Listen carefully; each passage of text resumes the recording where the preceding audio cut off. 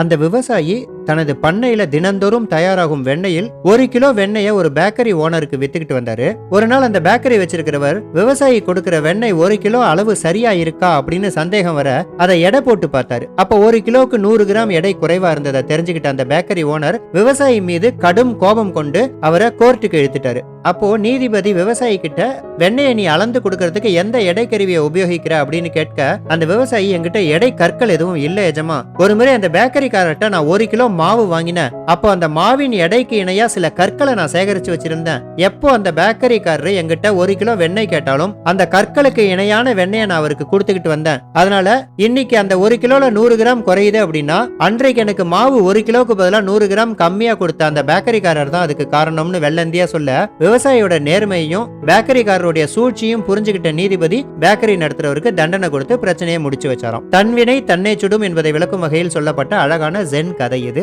நன்றி.